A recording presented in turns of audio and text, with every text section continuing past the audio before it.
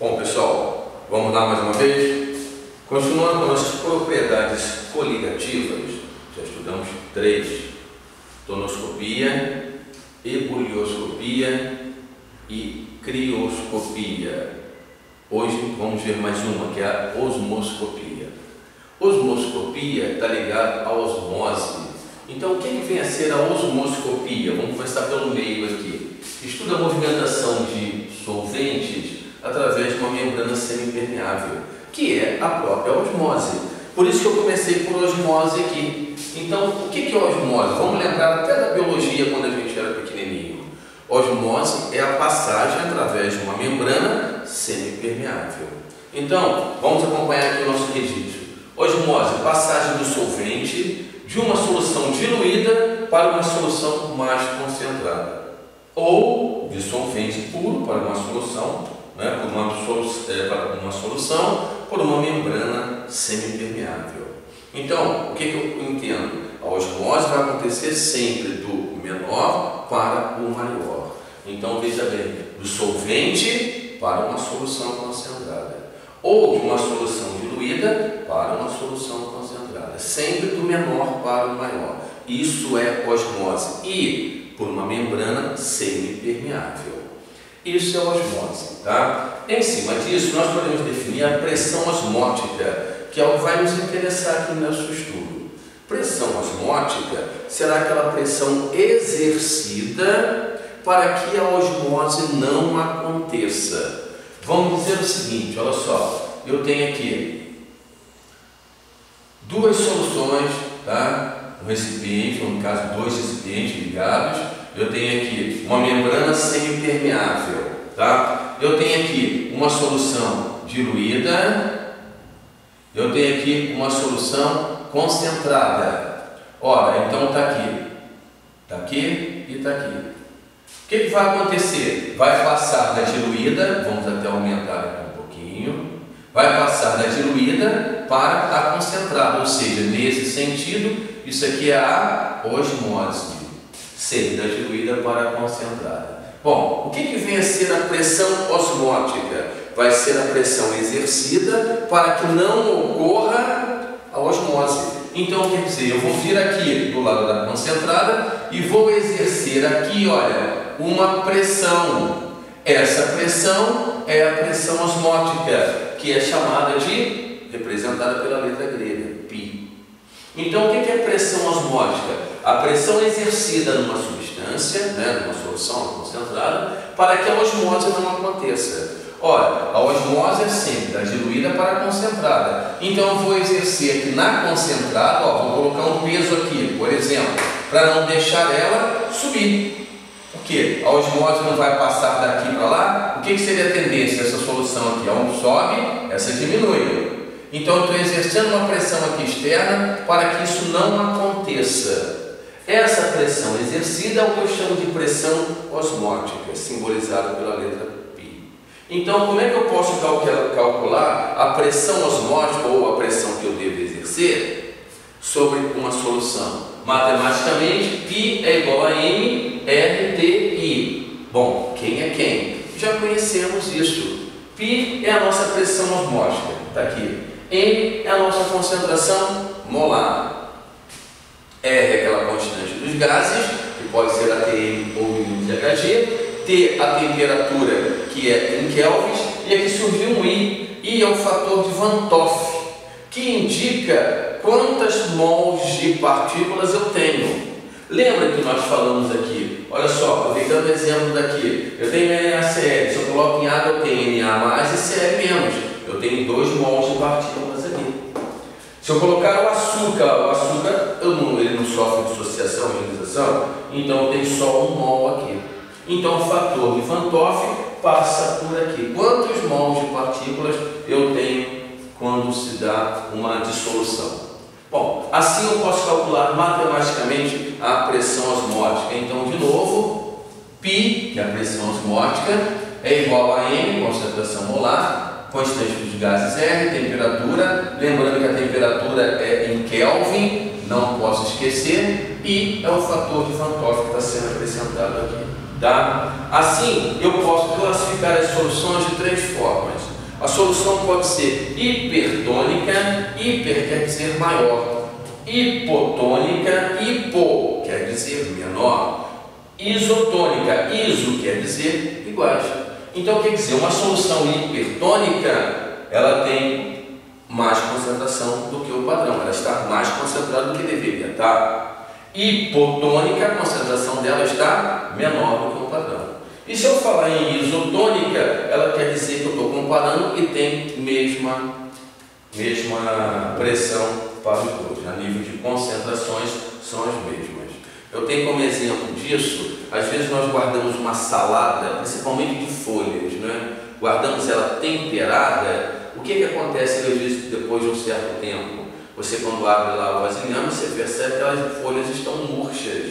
Por quê? Porque o tempero, aquele tempero que nós colocamos ali, né, para que traga o tempero líquido, é uma solução hipertônica. Então as folhas vão murchando, porque vai perdendo água da folha para a solução. Um outro exemplo, aquelas frutas secas, por exemplo, passas, né, que são uvas secas, se você colocar na água, depois de um certo tempo você vai perceber que elas estão inchadas. Por quê? Porque a própria casca ali funciona como uma membrana semi-impermeável e a água passando por ali. Tá? Um outro exemplo importante, no caso para a isotônica, é o soro fisiológico. O soro fisiológico ele é injetado diretamente aqui na veia. Então ele deve ser uma solução isotônica com o nosso sangue. Olha a importância da matemática, da química também lá na enfermagem, não é? Então deve ser uma solução isotônica com sangue. Porque se for hipo ou se for hiper, vai provocar alterações nas nossas células. Então isso vai trazer um problema para a gente. Por isso que ela tem que ser isotônica.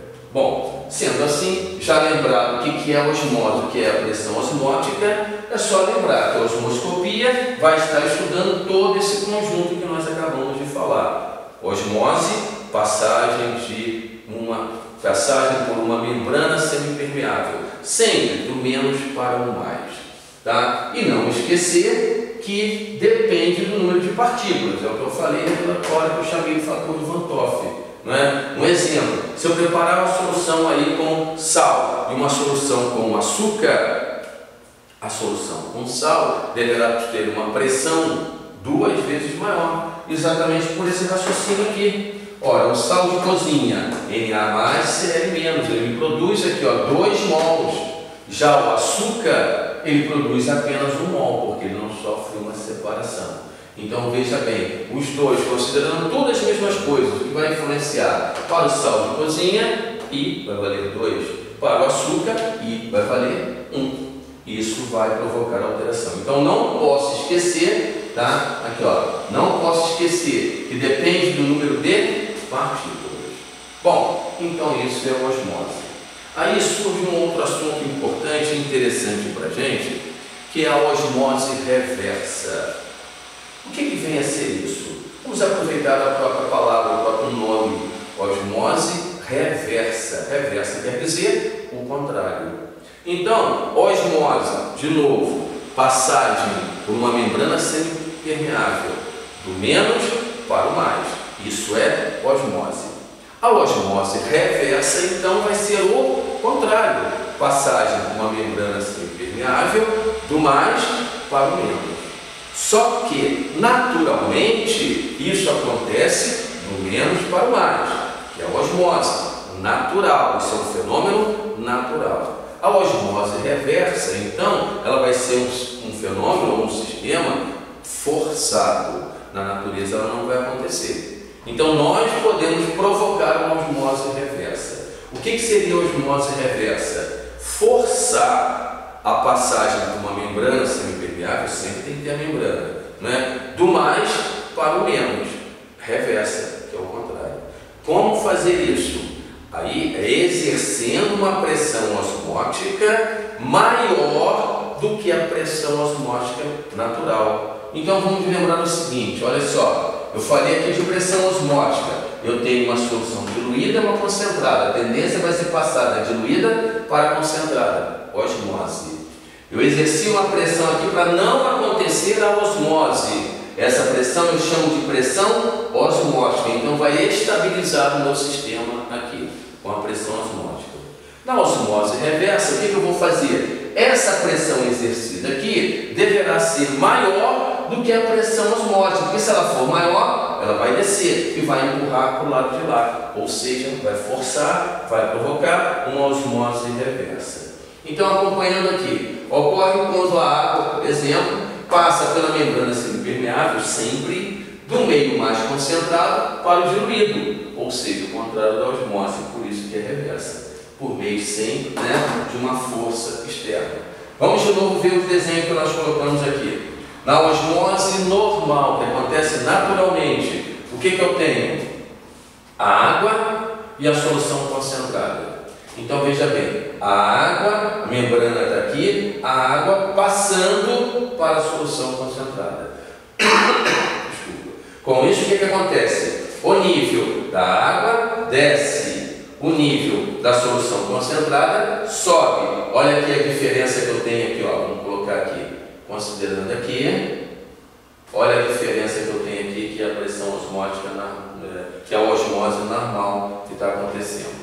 Isso é a osmose. Agora vamos ver essa situação aqui. Eu tenho aqui a água, olha, a água está aqui, e aqui está, vamos colocar aqui no mesmo nível, inicialmente, tá? Está aqui a água do mar.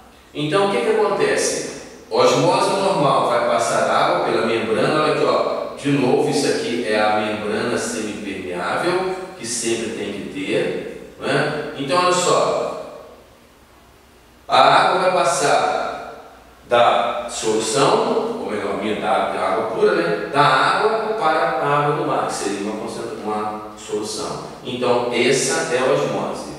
Se eu aplicar aqui uma pressão osmótica, isso não vai acontecer. Mas se eu aplicar aqui uma pressão osmótica maior, uma pressão maior do que a pressão osmótica, aí vai empurrar isso daqui para lá. Vamos pensar assim. Então, com isso, vamos redesenhar aqui, voltando para cá agora. O que eu apliquei aqui? Uma pressão maior do que a pressão osmótica. Vou botar aqui X, pressão maior, vamos pegar um apagador aqui rapidinho.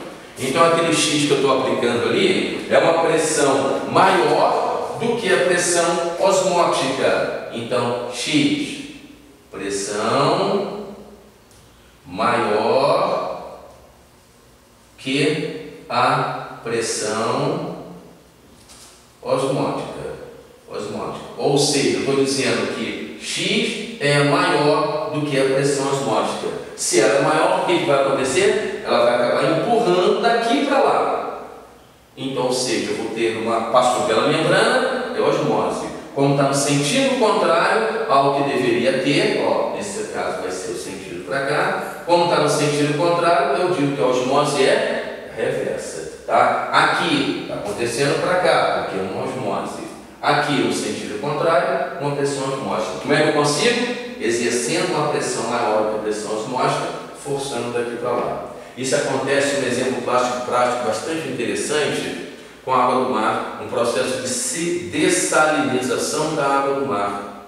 Então, nós pegamos a água do mar, tem sal, não dá para beber, passa por uma pressão osmótica, olha o que acontece aqui. Água do mar, pressão osmótica numa osmose reversa, vou ter a água pura do outro lado, água potável. Então isso pode ser uma solução